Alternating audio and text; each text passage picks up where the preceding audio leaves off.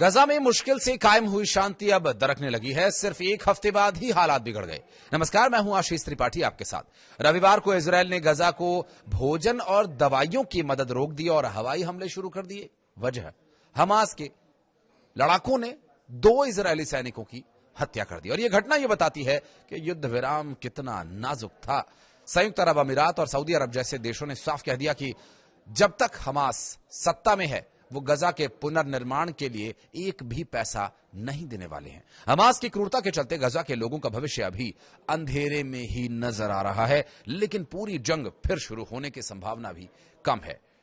Trump ने deal पर जो बात कही थी उसके बाद वो बात अब साबित हो रही है। संकट गहरा रहा है और इधर हमास ने ही अपने ही फलस्तीनियों को मारा और अब जो वाइस प्रेसिडेंट जेडी वेंस हैं उन्हें बचाने के लिए गजा जा रहा है। दरअसल ये सब कुछ ट्रंप प्रशासन की मेहनत को चुनौती दिया जा रहा है। इस संकट को एक तरफ से राष्ट्रपति डोनाल्ड ट्रंप की जीत कह सकते हैं। उन्होंने ही ये युद्ध विराम करवाया था। इजरायल के लिए भी ठीक ठाक नतीजे हैं क्योंकि सभी जिंदा बंधकों को वापस किया गया और मिडिल ईस्ट में शायद यही सबसे अच्छा हो सकता है। हमास की राजनीतिक ताकत अभी भी इजरायल से टकराव के बात पर टिकी हुई है, लेकिन इजरायली प्रधानमंत्री बेंजामिन नेतन्याहू की लोकप्रियता बंधक डील से चरम पर है और इसलिए वे हमास के बहकावे में नहीं आएंगे। हमास इतना कमजोर हो चुका है कि इजरायल के लिए कोई बड़ा खतरा नहीं रह गया। अगले कई सालों तक यह समस्या हल्की रहेगी। उपराष्ट्रपति जेडी वेंस मंगलवार से गुरुवार तक इजरायल के इलाके के उन दौरों की बात करेंगे जहां पर डील सही से चले और मंगलवार से गुरुवार तक इलाके का दौरा करने के बाद ये डील होने की संभावना है। और हमास अभी इतना दुर्बल है कि गजा पर अपनी पकड़ बनाए रखने के लिए ही उसने दूसरे फलस्तीनी गुटों को कुचला। 2007 में फतह से झड़प के बाद जैसा किया गया था वैसा ही फिर से शुरू हो गया।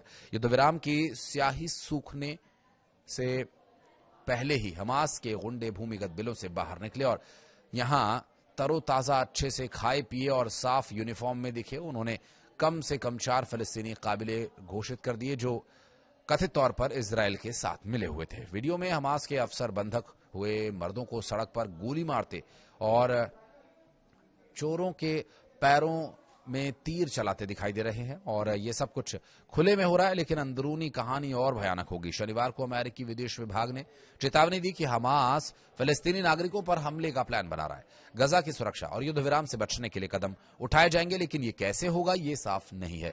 तुर्की और कतर जो युद्ध विराम के गारंटर हैं, भविष्य में फलस्तीनी राज्य में हमास की भूमिका क्या देखते हैं?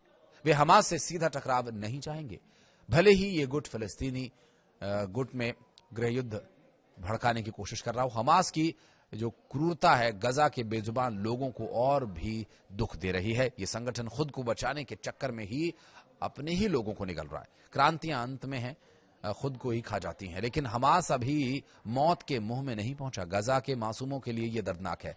इजरायल ने हमास को बुरी तरह से पीटा, लेकिन अभी भी आग की चिंगारी बाकी रखे हुए है। बहरहाल इस पूरे घटनाक्रम से साफ है कि मिडिल ईस्ट में शांति आसान नहीं, लेकिन ट्रंप का एक समझौता एक शुरुआत है। वेंस का दौरा महत्वपूर्ण होगा जो डील को पटरी पर ला सकता है। गजा के लोग चाहते हैं कि हमास जैसी हिंसा खत्म हो। क्या यह संभव होगा? इस पर आपकी क्या प्रतिक्रिया बताइएगा। दरअसल दुनिया हमास की कमजोरी का फायदा उठाने की बात को लेकर हैरत में है और कहना है इस पूरे मामले पर, क्योंकि दुनिया को हमास की कमजोरी का फायदा उठाना चाहिए ताकि असली शांति बने। लेकिन अमेरिकी राष्ट्रपति डोनाल्ड ट्रंप ने हमास को चेतावनी दी कि अगर गजा युद्ध विराम समझौते का पालन नहीं किया गया तो उसका सफाया कर दिया जाएगा। ये गजा के लिए चेतावनी थी। दरअसल ट्रंप की टिप्पणी ऐसे समय में आई जब युद्ध विराम समझौते पर संकट के बादल मंडरा रहे हैं, क्योंकि हमास द्वारा 2 इजरायली सैनिकों की हत्या के बाद तेल अवीव में गजा सहायता की आवाजाही रोकने की धमकी भी आ चुकी है। और इस बीच गजा में युद्ध विराम के लिए ट्रंप के विशेष दूत स्टीव विटकॉफ और जेरेड कुशनर में बेंजामिन नेतन्याहू से मुलाकात की खबर है और दोनों सोमवार को इजरायल पहुंचे। व्हाइट हाउस में ऑस्ट्रेलिया के प्रधानमंत्री एंथोनी एल्बनीज से मुलाकात के दौरान ट्रंप ने पत्रकारों से कहा, हमने हमास के साथ एक समझौता किया था कि वे बहुत अच्छे से रहेंगे, अच्छा व्यवहार करेंगे और अगर वे ऐसा नहीं करते हैं तो हम जाएंगे और जरूरत पड़ने पर सफाया कर देंगे, उनका सफाया हो जाएगा। और ये वो जानते हैं कि ट्रंप ने इस पर जोर देकर यह भी कहा कि अमेरिकी सेनाएं हमास के खिलाफ सीधे तौर पर कार्रवाई नहीं करेंगी। उन्होंने यह भी कहा कि दर्जनों अन्य देश जो गजा के लिए अंतर्राष्ट्रीय बल में शामिल होने पर सहमत हुए हैं, इसमें शामिल होना पसंद करेंगे। उन्होंने आगे कहा कि इसके अलावा अगर मैं इजरायल के अंदर यानी गजा में आने के लिए इजरायल को अनुमति दी जाती है तो वो 2 मिनट के अंदर चला जाएगा, लेकिन अभी हमने ऐसा कहा नहीं है, हम उसे थोड़ा और मौका देंगे। उम्मीद है कि हिंसा थोड़ी कम होगी, लेकिन अभी आप जानते हैं कि वे हिंसक हैं और इस दौरान इजरायली सेना ने कहा कि उनके द्वारा युद्ध विराम का क्रियान्वयन शुरू कर दिया गया है। एक आधिकारिक पुष्टि की गई जिसमें सहायता सामग्री सोमवार से फिर से पहुंचाई जाएगी, कहा गया। हालांकि सोमवार को आप दोपहर तक ये स्पष्ट नहीं हो सका था और सहायता पहुंचाने का काम अभी भी शुरू नहीं हुआ है। तो क्या एक बार फिर से युद्ध जोर पकड़ेगा? ये एक अहम सवाल है। कुछ कहना चाहें तो कमेंट सेक्शन में बताइएगा।